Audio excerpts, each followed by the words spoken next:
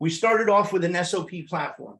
The SOP platform was designed to give each and every one of you a standard operating procedure that would allow you to have in writing how you run your business.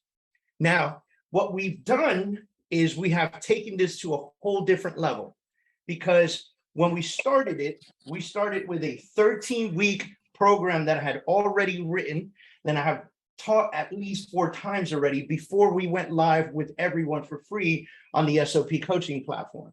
The SOP coaching platform was meant to be a 13-week program. I think we're like officially on week 20 right now of the SOP platform, because what we found was we wanted to dig in a little bit deeper. We brought a couple for special guests in. We really just kind of enthralled in the action of building out the standard operating procedure for everybody. That being said, I want to make sure that we are doing something at next level. So today, we're going to talk a little bit more about finishing up your business plan. So last week, I gave everybody homework, right? And last week we discussed, and again, if you missed this, you're going to come right into the Freedom Achievers coaching platform. You go scroll down, you're going to see the class there. It's going to be available for you, right? This is basically part 2 of business planning. Now, if you were here last week, you heard me say that I love talking about business planning now. It's August, right? Most people, you're going to see it for yourself. Don't take my word for it. But you're going to see all these business planning clinics come up in November. My friends, November is too late to be planning for next year, especially in a business like ours that takes at least 45 days to close a deal. And that's if you find a property for your buyer. So we're in a special position where whatever we do now feeds us in 45 to 60 days. Y'all feel me, right? Whatever you do now is going to feed you in 45 to 60 days. And here's the crazy part. That goes in segments. So we could talk about, I get a client today that's pre-qualified, ready to go and hit the road. I'm getting fed on that one in 45 to 60 days. If I don't have a client and I need to go lead generate, well, lead generation and creating a pipeline takes time too. So put 30 to 60 days there. So now you are somewhere between 65 to 90 days out before getting fed on lead generation. And that just happens to be how our business is. And it goes for anything, which is why anyone who ever asked me, should I try this platform? Should I pay for these leads? Should I do this? And my answer is always yes, right? Because what works for you may not work for me. What works for me may not work for you, but there's some standardization to it, right? And so my answer is always yes. If one, you have enough funds and reserves to pay for that platform for 6 to 8 months without receiving one lead, right? And the reason for that is because you might receive 100 leads, you just may not convert them. So you need to give yourself 6 to 8 months to, 1, understand the system, 2, let it ramp up, whatever that system is, to be able to play the game of receiving leads, converting them into clients, and then taking clients and converting clients into contracts. So this is all in stages, right? Now, if you understand that, then you could try whatever lead platform you want to try, whether it be door knocking, expireds, FISBOs, running the streets, doing interviews at restaurants, going ham on social media, realtor.com, Zillow.com, homevalue.com, I get opcity.com, soforth.com. Everybody's got a .com that's going to send you leads. How many of you guys get those emails all the time? Hey, do you have time for a new listing, right?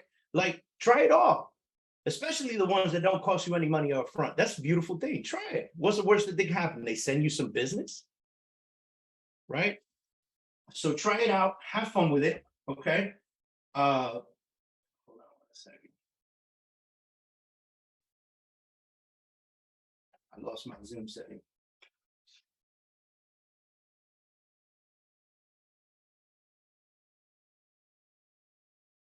Give me 1 second. Let me log into the platform real quick, because I was about to share my screen with you guys, and for some reason I got kicked out.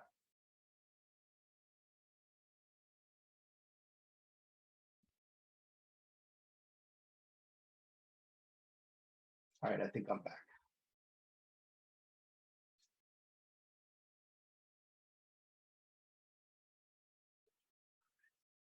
All right, cool.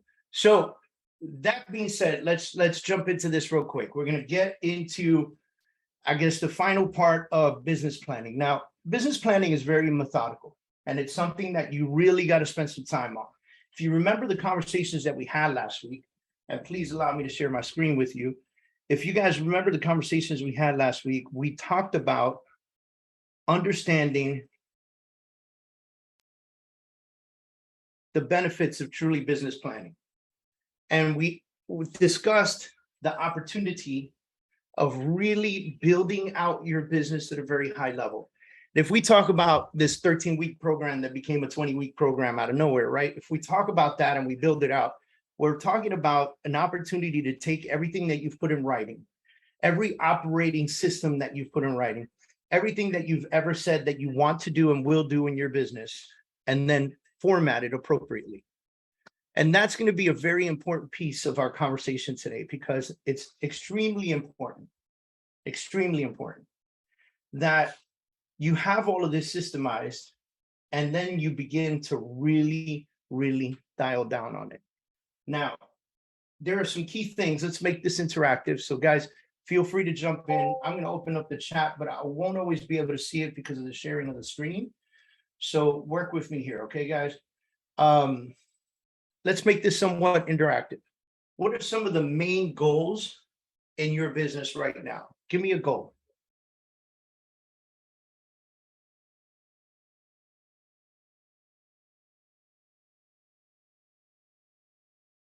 Come on, there's like 50 of you on here. Somebody's got to have a goal. Get listings. All right, so Christine, you say get more listings. So let's write that down. What else? Close 100 deals a year. Great. 100 deals evenly every year, 100 deals over the next year. We're going to say 100 deals in 2023. And that's a good one because we could break that one down pretty fairly easily. All right, who else has a main goal for their business? And maybe it's not just business, which, by the way, you know, I don't believe in a work-life balance. I think that's bullshit. I think if you go crazy on your business, there's no balance in your life, right? So sometimes what I would suggest to my students is to go ahead and implement their life goals into their business plan so it becomes a part of your schedule. I'll give you a perfect example. For those of you that know me, know that I love to be in the gym early. I like to wake up 5 a.m., 5:30. I like to get into the gym early. My phone's not ringing yet. I'm not bombarded with emails. There's no problems in the world at that time. And I get to do something I enjoy to do, which is work out and be able to have a moment for myself, right? If I do this at 10 a.m., then I don't get a very good workout, right? Because I already know my phones would be ringing like crazy. There'd be 50 problems in the world, and it's all going to be directed at me. And for some reason, I'm the only one that can solve it, right? And so I got to understand this about myself and understand this about my business. Now, my kids started school again on Wednesday. And what we found was that one of them doesn't have to be at school till 9 a.m., but one of them's got to be at school at like 7 a.m. So if we go to the gym at 6:30, we're not going to make it for the 7 a.m. drop off. So we switched up our schedule this week, and you can adjust it, right? And the reason I'm bringing this up is because we're going to go ham on understanding goals and timing them out. But it doesn't necessarily mean that you're glued to this. You have to be, in the Marine Corps, we used to say semper Gumby, right? Always flexible. Okay. If you guys know who Gumby is, right? And so you got to be flexible with your schedule, and you have to respect your schedule. We talk about this all the time. Respect yourself enough to respect your schedule. If you put it in your calendar and you ignore it, then you don't respect yourself. You don't respect your business. Period in the story. It's really that simple, right? So let's go deep. Somebody else wrote, attain high-end deals, give me a 6-figure commission. Okay. So I'll say something. With that one, you're going to have to break it up into different segments. Okay. But let's put it on here. Let's put 6-figure salary. and maybe we'll come back to it so that we can figure this out. All right, let's use these 3 pieces right here. Now, mind you, you can add things to this like fitness goals, because I believe that when you feel good about yourself, you feel good about interaction with people. When you feel good about interaction with people, you create better relationships. When you create better relationships, you do more business, right? There is no top producer that is not confident in themselves out there. Does that make sense to you? Right? So you could also add, right? So we did amount of deals. We did income. But many people don't think about expense. And sometimes this could be that you want to spend less with more production. So you find those methods, or you're willing to spend more for like 10x production. You ever heard the saying, you got to spend money to make money, right? At some point, you have to look at your income and you have to look at your debts, and you have to realize, and sometimes it's by June, I'm going to be spending $5,000 a month in lead flow. And so you got to figure out a method to get there, right? And then you say Q3, I'm going to move up to 6,000, and by Q4, I'm going to be at $7,000 a month. And how am I going to do that? Am I going to do it solo? Am I going to involve partners? Am I going to involve the lender and title? Can I feed them? Right? Because if you involve your lender and title, they're going to say, all right, cool, I'll pitch in for a little bit, but if I don't get no deals, you know where that money is going, right? It's going to be gone. Okay. So you need to start looking at all those things. Or do you say, I'm going to go with free activity till X position? Now, guys, you got time for this. Okay. You got time to build this out. You got time to work on this. Do not rush through this. But let's get 100 deals in 2023. Let's break that down. And mindset health, I love that. I love that. Penny says, so true. When I'm working out, eating right, etc., business just flows. It's true. When you walk into, look, I'm a joke with y'all, but you walk into the gym and you walking out that gym, you feel like a rock star. That's like the perfect time to make some phone calls. I swear to you, like directly following your workout is the perfect time to get in your car, and on the way home, flip it on and call the 3 most important people you need to speak to today.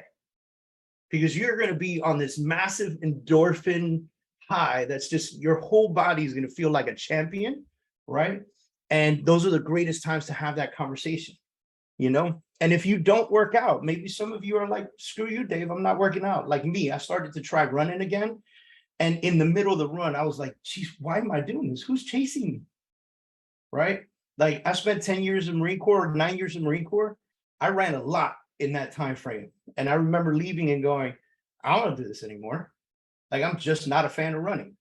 But I like picking up heavy things and putting them back down. I enjoy that. It's kind of fun for me. Right? So 100 deals in 2023. Let's talk about that for a minute. Yeah, Lee, you want to jump in with me? This was yours, wasn't it? This was mine. Yes, it was. All right, so let's talk about this real quick, just to have some fun with it, right? So, you've done this with me in the past, and that's why I'm picking on you, right? So you got 100 deals in 2023. When you're thinking about how many deals you want to close, right? So this is 100 closed, and I'm going to assume sales, right? Because we don't want rentals in that count, do you? Heck no. Okay. So what are you going to do with rentals? Refer them out. Nice. So you're going to refer your rentals. So for those of you out there that love doing rentals, you might want to reach out to Yen Lee. Because she's going to have some to pass out. All right. Now, what percentage, let's look at this real quick. Let's just be smart about really digging into this. What percentage is it going to be listing versus buyer? Let's try to do 50%, 50-50. Keep it even. 50? All right. Now, let's touch on that real quick. Normally, when you get into this business, for those of you that are fairly new to the business, the first deals that you receive are going to be buyer setups, right? They're going to be buyers. Okay. And you're going to learn with buyers, you're going to be buyer heavy for a little while. And if you don't begin to focus on attaining new listings, you will be buyer heavy for the rest of your career. Okay. So you can scale it and start switching the scales in order to leverage yourself. Now you're going to go 50-50 listings. So now we actually have to break this off. Okay. I hope you guys love my little diagrams. That's my little listing sale dude, right? So I'll even make a face for you guys.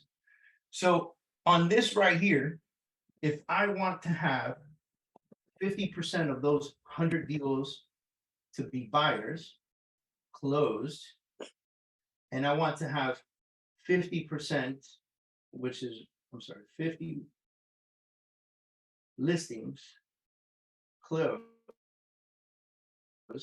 right? Because it's one thing to get 50 listings, it's another thing to close 50 listings. You guys hearing me, right? It's another thing to get 50 buyers and actually close 50 buyers. There's a major difference between the two. So you have to be extremely clear about what it is that you're trying to achieve. If you got 50 buyers, how many buyers do you think you need to work with in order to ensure that you close 50 buyers in 2023? 150. All right. Now I'm going to give you this because we always play the 3-time game. We do. And that's why you came up with that number. We always play the 3-time game, right? As the market shifts towards a buyer's market, you're going to see the 3-time game shift as well. Yep. Okay. Because we're currently shifting to a more normalized market, I'm going to double you up instead of 3 times. Okay. Okay. So we're going to say 100 buyers, which really equates, now we'll go 3 times, right? So how many leads you have. Now, here's the crazy part. These are legitimate conversational leads. So within the year, if I go 3 times that, what's that number?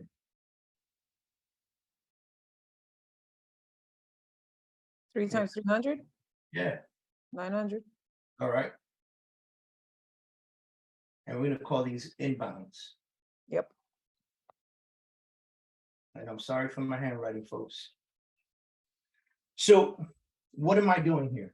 I'm breaking this down. If I absolutely know that I want to close 50 buyers next year, I need to ensure that I'm at least working with 100. And the reason I need to ensure that I'm working with 100 is because some of these folks may not be ready right now. They might be ready in 6 months. Some of them might be on a credit repair plan. Some of them might be saving money. Some of them might be getting their immigration docs in place. Some of them, listen, there's 100 reasons why a buyer's not ready right now. And so typically for every one, there's 3 that you're working with. That's why Yen Lee went straight to going 3 times. In this normalized market, you don't need as many because you're going to be able to get buyers into homes. Okay. So 100 buyers I'm working with at one time to ensure that I close 50. 300 leads need to be having conversations with me. These are conversational leads. These are people that may be ready 2 years from now. This is a pipeline. This is a rotation. This is a setup. I have this many people in my system, and I'm communicating with all of them through automation and scheduled calls. And then this many people are legitimately preparing for purchase, as this many people will purchase. And that's what most agents forget to do. They forget to build it up this much in order to close this much. Most agents believe you need this many to close this many. Well, if that were true, every business would be massively successful because they wouldn't have to work for it, right? You don't create a TV commercial for Coca-Cola and give it out to millions of people in the hopes that every one of them is going to drink Coca-Cola. I don't drink Coca-Cola. I hate that shit. It tastes disgusting to me, right? But there's a whole group of people that do. So for every million, that watches the Coca-Cola commercial during the Super Bowl, there might be 500,000 that really actually drink it on a regular basis. They play the big game so that they can close a certain amount of people. We need to do the same thing as business professionals. We need to fill up our pipeline with this many to get here. All right. So, and these are big numbers, guys, but again, I could break this down for you and show you how simple this really can be. 900 inbound leads says that you'll be able to have at least conversations with 300 of them. 300 of them say that 100 of them will be legitimate real buyers on the path and method to closing, and 50 of them you will get this year. This is not that difficult. So, Yanli, you got a calculator for you. I'm sure it's on your phone. Do me a favor. Divide me up 900 inbound leads by 12 months. 75 per month. 75 per month. Okay. How many is that per week? Divide by 4. 18 per week. 18 per week. How many is that per day? Divided by 5, because we'll go Monday through Friday work day. That's 3.75, so like 3 or 4 a week. A day. A day, sorry. You need to have 3 to 4 inbound leads a day committed Monday through Friday, every single week to hit that 900 mark. This is how I want you guys to plan this stuff out, right? If you want to lose 20 pounds, calculate how many healthy pounds you could lose per month and give yourself a goal. You have to work these things backwards in order for them to make sense to you. Because most people will look at, I need to work with 100. What? How the hell am I going to do that? But by the way, this big goal right here is extremely possible with one thing.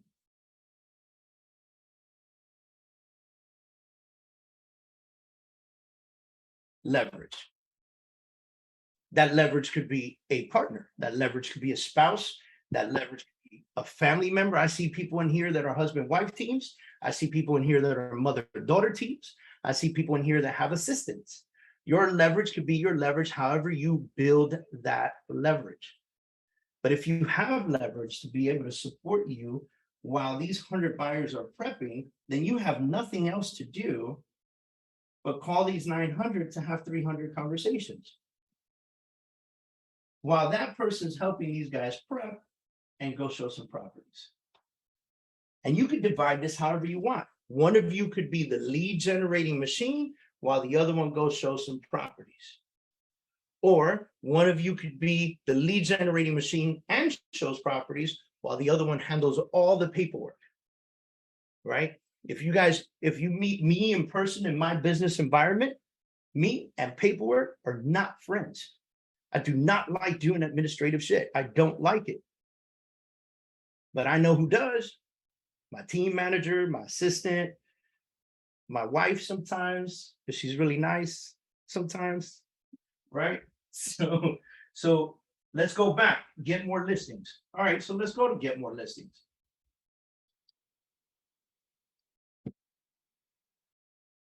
And I want to make this even more crazy realistic for you. If I want to get more listings, let's say I want to do 2 a month. Let's say that's my goal. I need 2 listings a month, 24 a year. Right now, all of those are going to close. But you know, when that market normalizes, they might not all close, right? Okay. But the topic was get more listings. So let's say I want to get 2 a month. 2 a month is 24 a year because it's 12 months. 2 a month equals 24 a year. 24 a year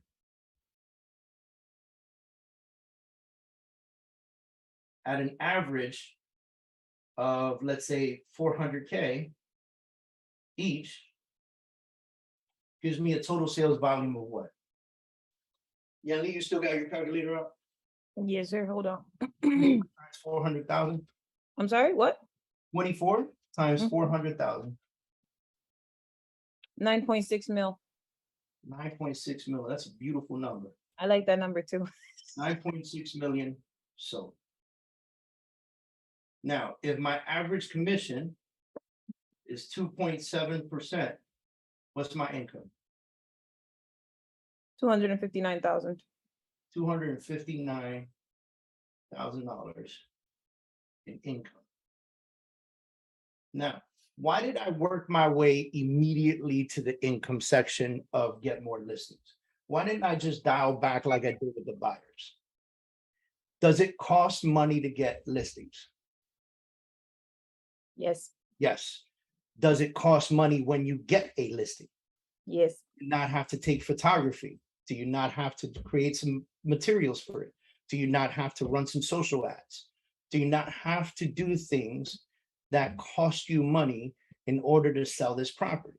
Now, understandably, if you've been licensed for 2 years or less, you believe this not to be an issue because you put it on the MLS and in 24 hours, you got 50 offers.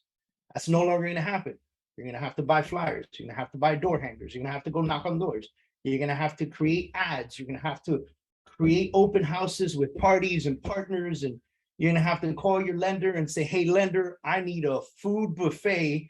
And then you're going to have to promote the hell out of this thing on social media with flyers. You're going to have to tell all the neighbors, I'm serving chicken. I've got salad. I've got rice. We got a paella guy coming over. Like, this is what the future of open houses looks like. So it costs money. So the first thing that I do when I think about listings is I begin to generate how much I could potentially earn from them and how much of that earning I'm willing to put back into the marketing of these things. Now, I have a magic number.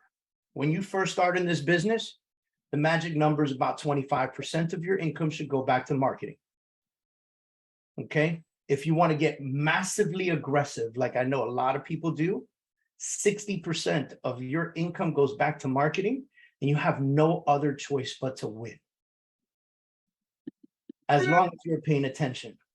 Does it mean you always have to do 60%? No, it means you go from 60 and once you're really rampant and running, you begin to scale back and scale back and scale back on spending because you will have systems in place that help you repeat and repeat and repeat and repeat, right? And eventually, my goal is to always be at this point in my business under 15%. Right? Now I got a coaching business alongside my real estate business. And I've been building this coaching business for years. And I decided that now in 2023, we're going to ramp up the coaching business. I will go 60% back into my marketing because I want to be aggressive. Normal is 25%. Magic number.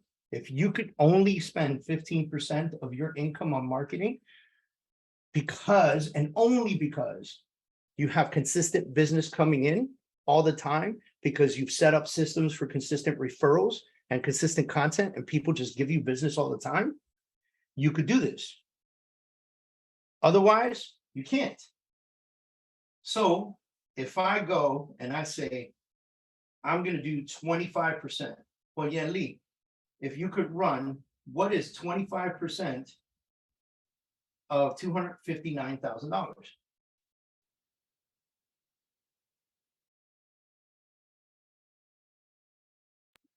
$64,000. 64,750. We'll just put 64,000 to play even.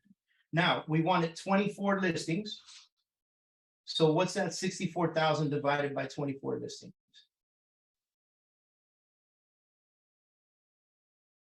Almost $3,000. 2.6. 2.6, you said? Yeah. All right, so $2,600. Mm-hmm. $2,600 per listing. Now, this is inclusive. Now you begin to think about a marketing plan. When you break up your marketing plan, guys, and for each, and this happens for each and every topic and every goal that you bring to the table, right? When you bring up your marketing plan, okay, that marketing plan should include pre-listing, attained listing,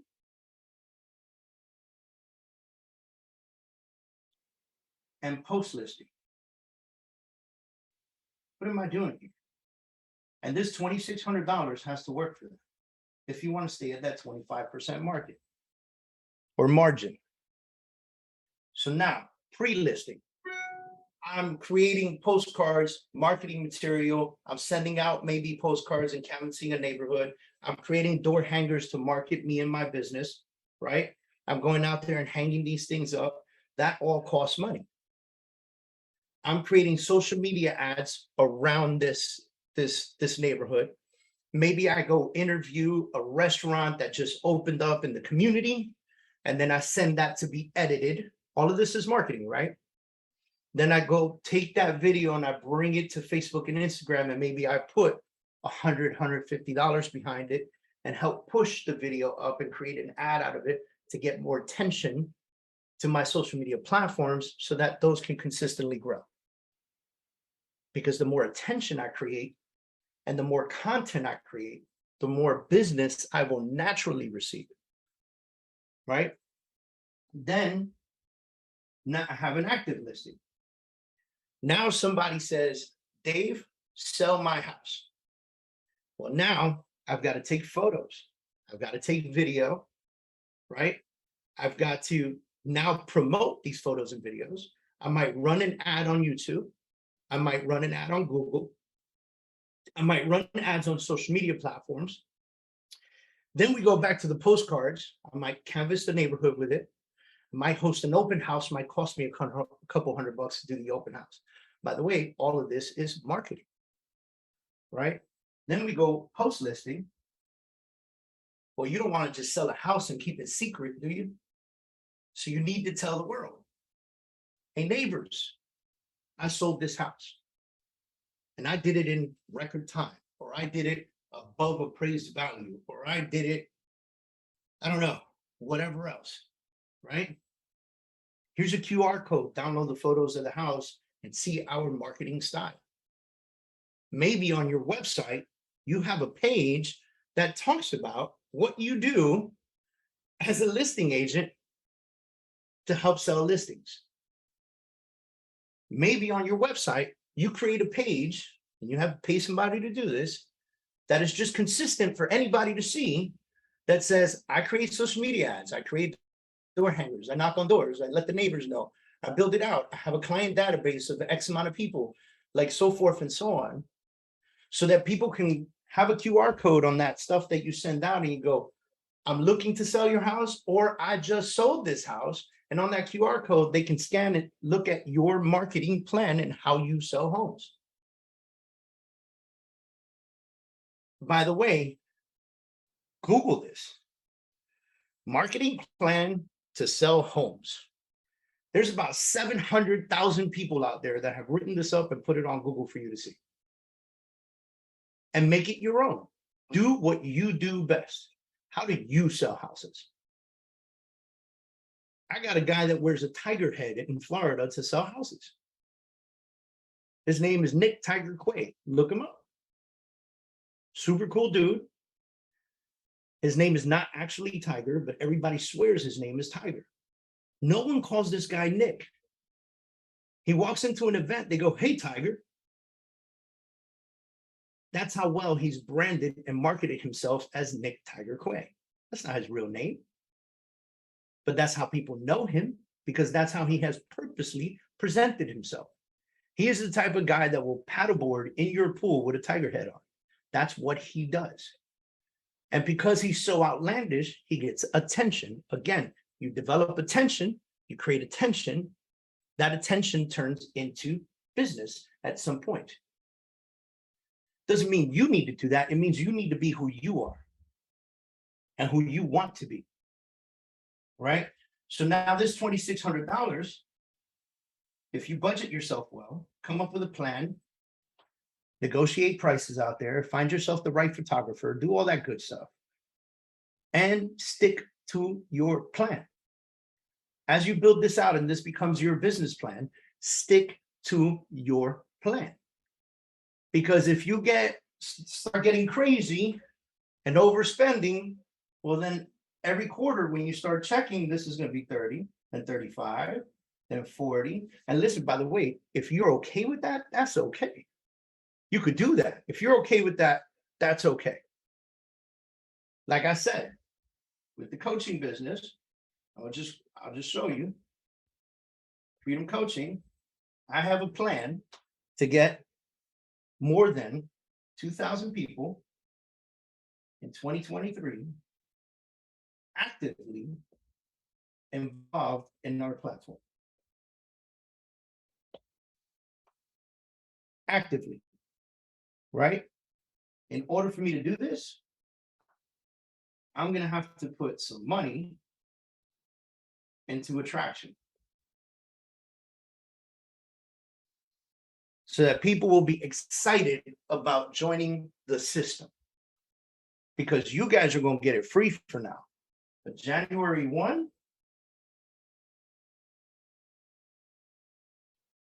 it's going to be $99 a month to be a member. Because by January 1, I should have at least 500 people in there, and you guys will be my social proof. Does it work? Are you enjoying it? Are you active in it? And if you are, God willing, you will tell some people. Because my 60% of income that I'm going to put right back into marketing this platform is not the only way I'm going to generate business. It's also going to be through the people that are enjoying the activity, right? If you guys like my coaching platform and you guys like coming here every week, would you tell other people about it? Thumbs up if you would. Hey, guess what? Your buyers and sellers, same thing. If they enjoy working with you and you do a really great job, they will tell other people about you. But if you don't stay consistently in their faces, they will never speak about you again. Y'all get what I'm saying, right? So why shouldn't that be a part of your business plan too? What is my follow-up game?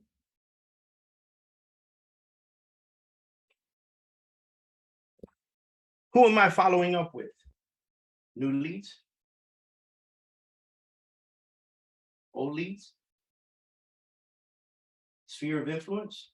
Friends and family, right? Current, sorry, that was an ugly C. Current clients,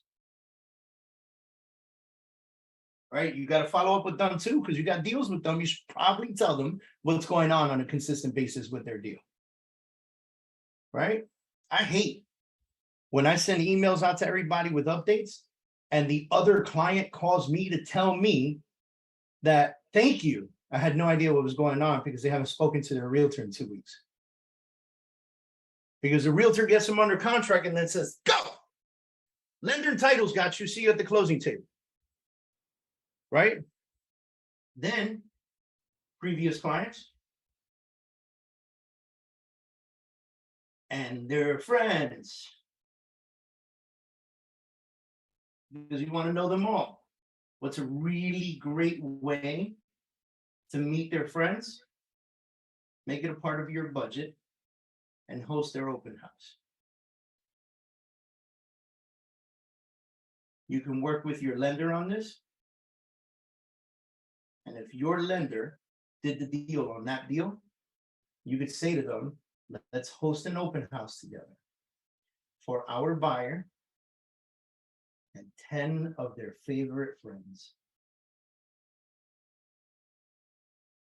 And you and your lender are invited to this awesome open house with this person and 10 of their favorite friends. And what are you there for? Hi, how are you? Let me pick a name. Randy, how are you, man? I'm David. How you doing, man? Nice to meet you. Oh, yeah, David, you're the realtor, right? Yes, Randy, I am. I helped them buy this beautiful home. And that's Jennifer over there. She was the lender in the deal. Oh, that's amazing. Yeah, if you ever need anything, let me know. Here's my card.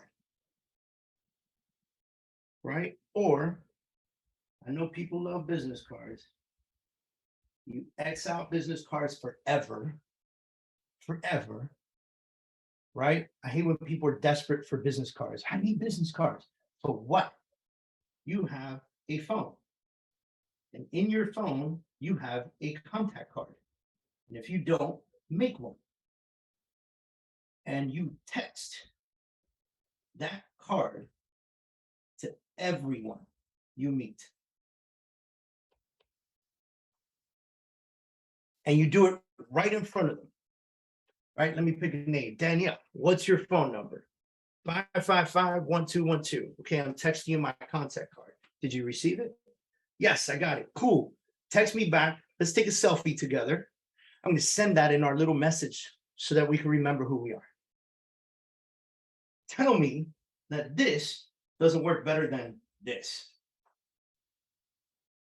It's 100 times better. What's a business card for?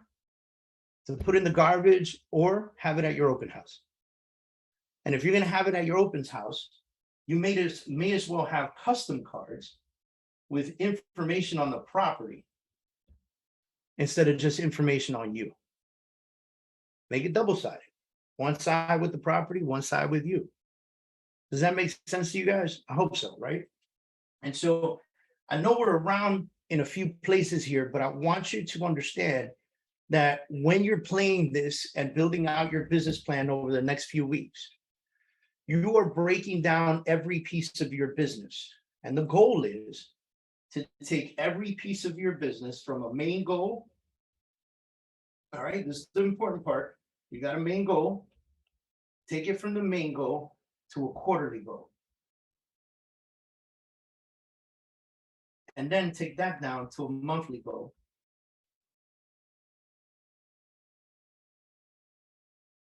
And then take that down to a weekly goal.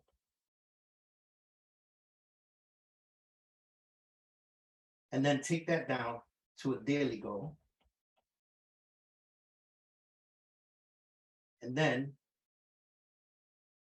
add it to your calendar.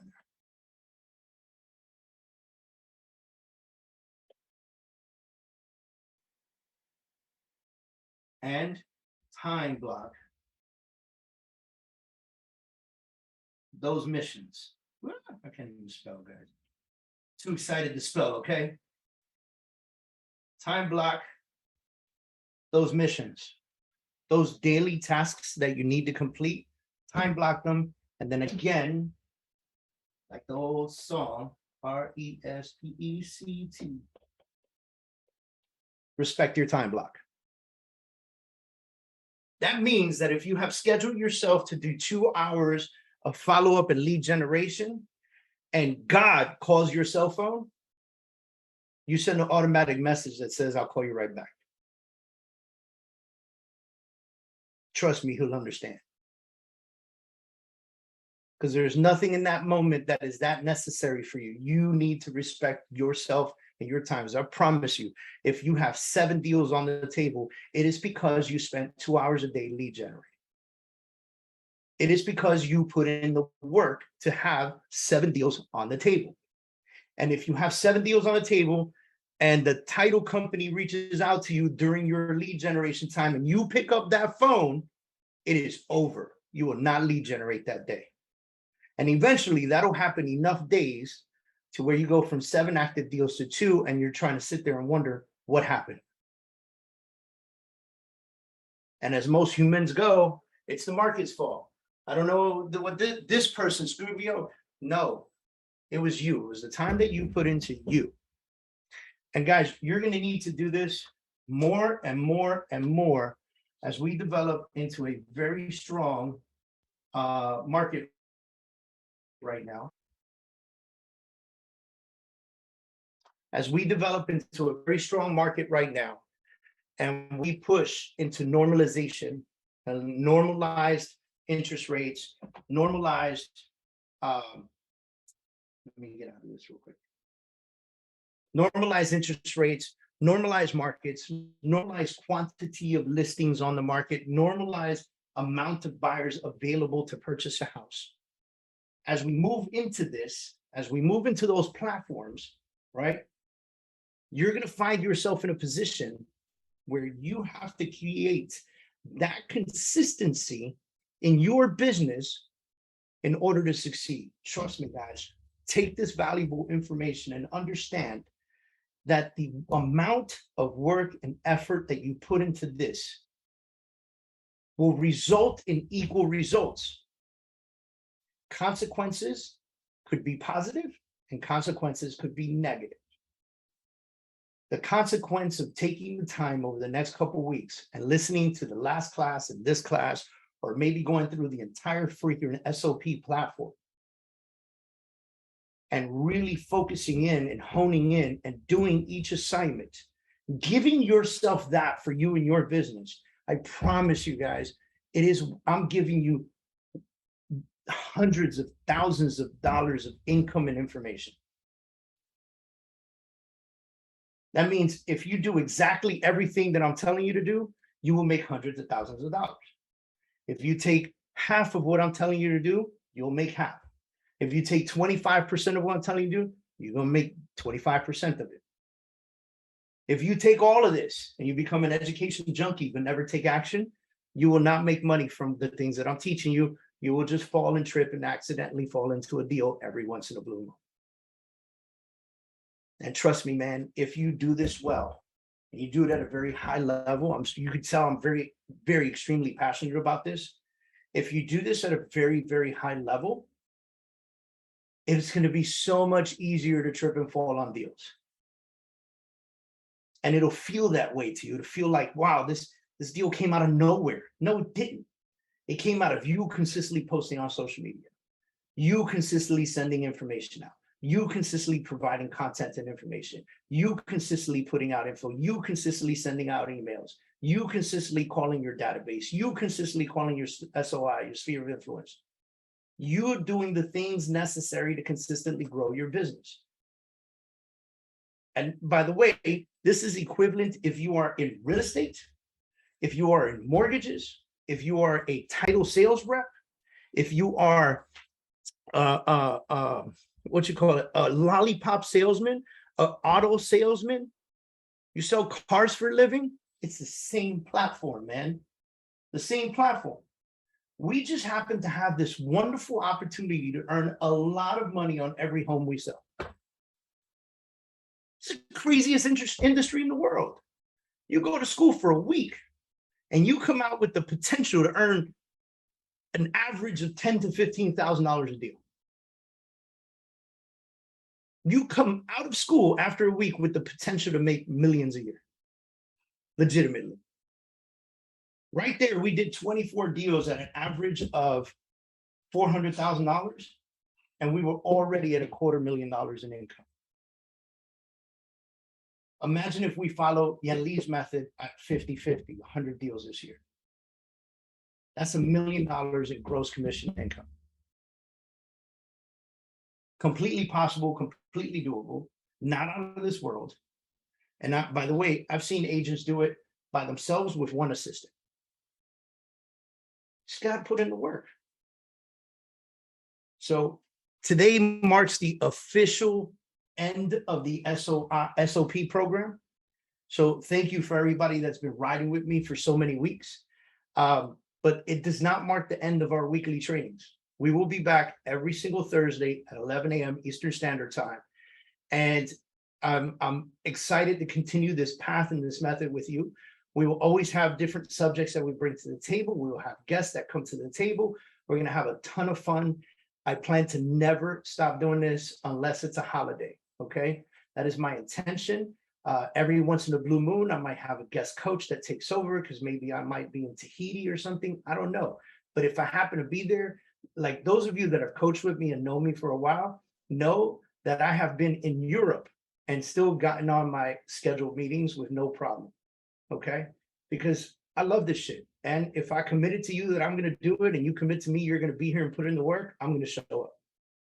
Fair enough, guys. All right. So anyone have any questions that they want to ask? Crazy. You know how I try to always be super respectful for your time. It's legitimately 11:59, right? So I'll open up just a minute for any Q&A. Anybody's got any questions that they want to jump in on? Thank you, Shirley. I appreciate that.